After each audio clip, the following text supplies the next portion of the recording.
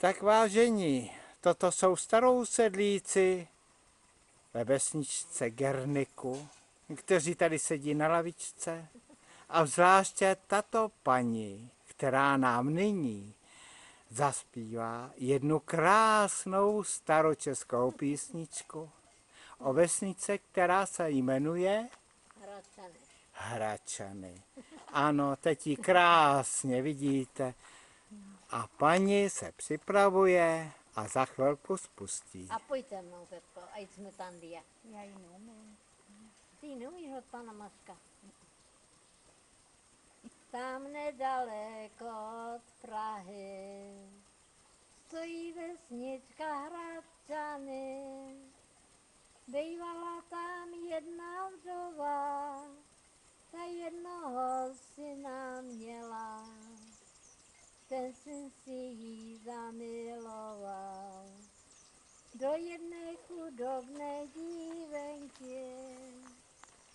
Chudobná byla dívenka, jmenovala se Marinka. Matka, jak to slyšela, po hlavě ho udeřila. Takovýho syna nemám, takovýho syna neznám. Marinko moje rozmilá, máti má srdce z kamena. My svoje býti musíme, dáme se zajet maštině.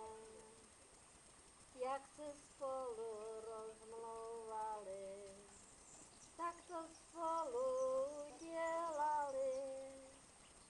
Půlnoci v jedné hodině dali se zajet maštině. A ta matka naříkala, co ona to udělala.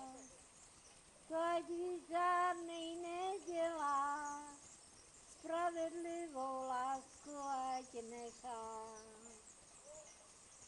To ať víc žádnej nedělá, spravedlivou lásku ať nechá. Takže já vám děkuji a vážení přátelé, pokračování příště.